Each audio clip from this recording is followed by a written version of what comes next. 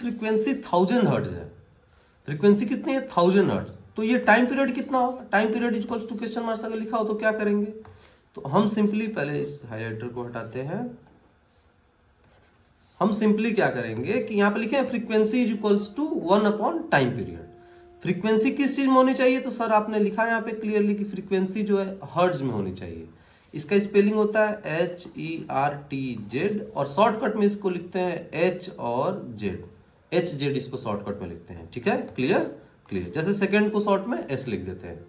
तो यहाँ पे frequency is equals to 1 upon time period, तो यहाँ पे फ्रीक्वेंसी कितनी है 1000 है, यहाँ पे टाइम पीरियड कितना आएगा तो 1/t, तो t is equals to 1/1000 second. ये बहुत ही छोटी क्वांटिटी नहीं है,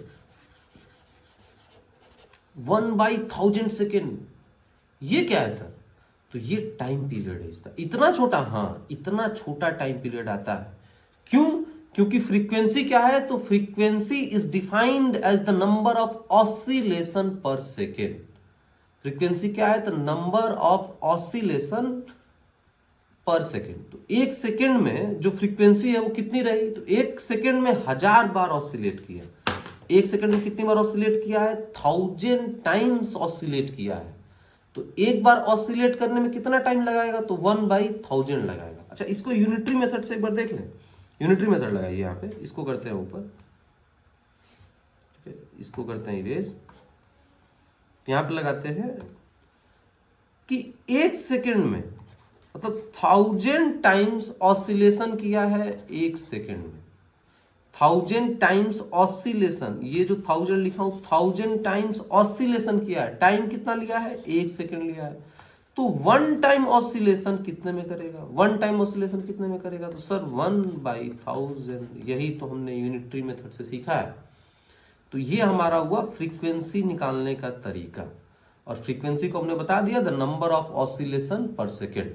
तो फ्रीक्वेंसी फिर आपको बताई जाएगी ऑडिबल फ्रीक्वेंसी क्या है, तो यही बता देते हैं कि जो फ्रीक्वेंसी है साउंड की, तो हम जो सुन पाते हैं फ्रीक्वेंसी, इन सबको इरेज कर देते हैं। तो देखिए जो फ्रीक्वेंसी है साउंड की, हम 20 से 20,000 हर्ट्ज तक सुन सकते हैं, या कोई ऐसे भी बोल सकता है इसके कि 20 से 20 किलो हर्ट्ज तक सुन सकते हैं, या तो 20 से 20,000 या 20 से 20 किलो हर्ट्ज, बात वही हुई, 20 से 20,000, ये हमारी ऑडिबल रेंज है। कौन सी रेंज है, ऑडिबल रेंज। इसके अंदर अगर साउंड है तो हमें सुनाई देगा। अगर इसके पहले साउंड की बात करें, इसके नीचे, तो ये होता है इंफ्रासाउंड, ये क्या हुआ इंफ्रासाउंड, ये हमें सुनाई नहीं देगा। इसके बाद होता है अल्ट्रासाउंड, अल्ट्रासाउंड ये भी हमें सुनाई नहीं देगा। तो हमें कौन सी साउंड सुनाई देगी, तो इंफ्रासाउंड, और अल्ट्रासाउंड हमें सुनाई नहीं देगा। ये जो बीच वाली है 20 से 20 किलोहर्ट्ज, ये अपनी ऑडिबल रेंज है। तो यहां पे फ्रीक्वेंसी हमने कर लिया कंप्लीट।